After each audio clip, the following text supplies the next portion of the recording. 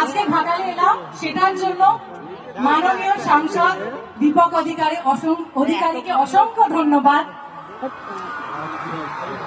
আমাকে ধন্যবাদ। আমি তো চাইছিলাম না আসুক, আমি চাই রাম এবং আমাদের পুরো কমিটি মেম্বার তারা চাইছে রুকুনি দিয়ে রুকুনি যেন আসুক। আপনাদের সাংসদ শুধু চাই অন্য অভিনেত্রীরা আসুক।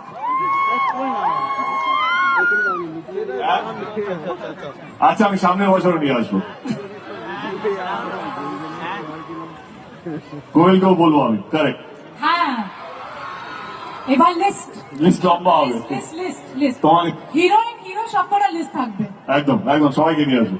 But thank you so much এইভাবে আপন করে নেওয়ার জন্য, এবং শুধু এই ভালোবাসাটা আমার জন্য নয়, দেবের জন্য যে এতটা ভালোবাসা আমি এতগুলো বছর ধরে দেখে আসছি আপনাদের সকলে খুব ভালো। এবং মাননীয় সাংসদ দীপক অধিকারী একটা সিনেমা হল তো ঘাটালে হওয়া দরকার। একদম, এটাই আমরা চাইছিলাম। একটা আমি জীবনে সিনেমা দেখিনি ভাই, আমার কি দুঃখ। বিয়ে হয়ে পরের বছর আমার আসার আগে রুকুনি শোনা, রুকুনি তুমি ভুল কিছু বলনি, কিন্তু যবে থেকে ঘাটালের দায়িত্ব নিয়েছি বা নিয়েছিলাম, তখন থেকে ঘাটালে যে সবচেয়ে বড় দাবি ছিল ঘাটাল মাস্টার প্ল্যান।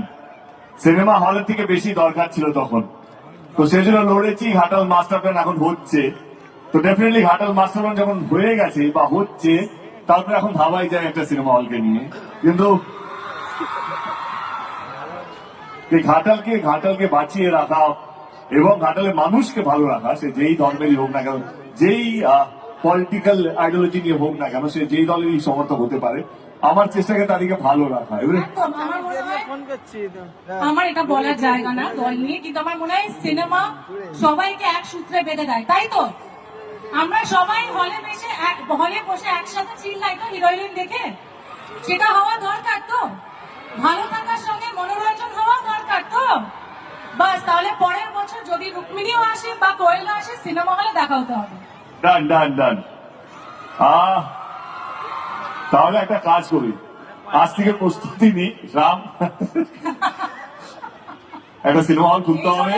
আমি কথা দিয়ে গেলাম, কোয়েলকে রিকোয়েস্ট করবো, কোয়েল আর রুক্মিণী, কোয়েলের নামও রুক্মিণী, দুটো রুক্মিণীকে নিয়ে এসে আমরা উদ্বোধন করবো।